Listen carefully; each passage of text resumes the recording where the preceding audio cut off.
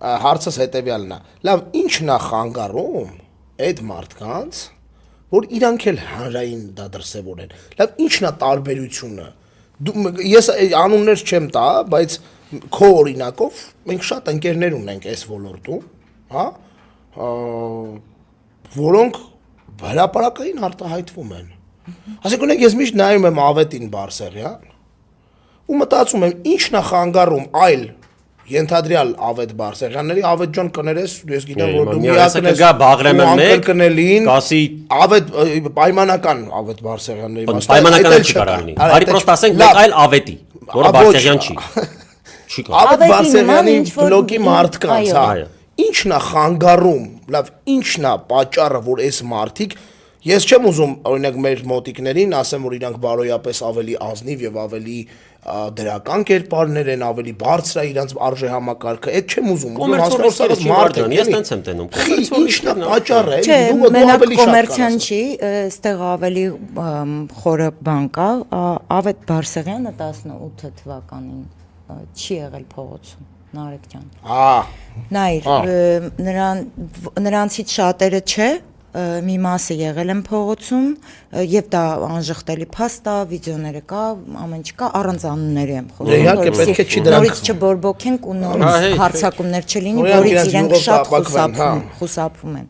Պետք էլ չի, ես չեմ էլ ուզում որ հիմա հարցակվեն։ Այն մարդիկ, որոնք հրապարակայնորեն աջակցել են այդ շարժմանը, իրենք մտածում են, որ այս վերադարձի ճանապարհը կարող է ցավոտ լինի, հետո ինչ որ շրջան նաև ես էլ եմ թիրախավորել իրենց,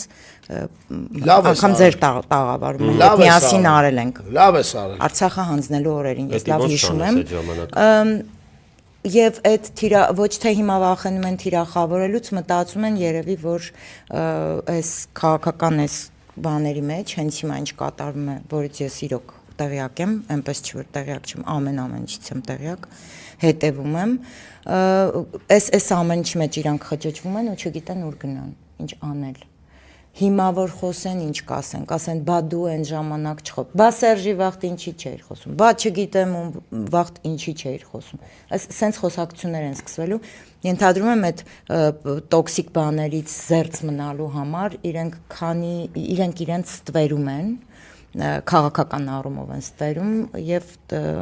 իրենց մեծամասնությունը իրոք տանջվում է,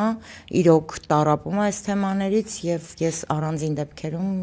անկեղծ խոսակցություններ եմ ունենում։ Դրանց հետի քիչ էլ է իմ կարծիքով ուրեմն այդ դեպքում։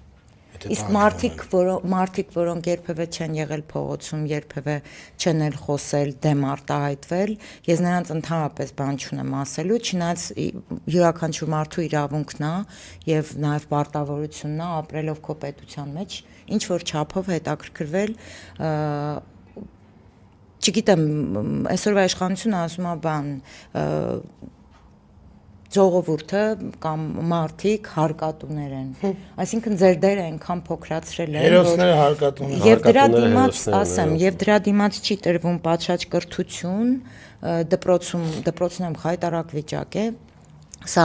իմ անձնական փորձից գիտեմ, քույրիկիս բալիկն է դպրոցում են սովորում, ես հասկանում եմ, որ այնքան վատ վիճակ է, որ չգիտեմ, ծնողը վերցնում է երեխային տանում է մանկապարտեզ, որը վճարով է, դպրոց, որը վճարով է, որովհետև պետությունը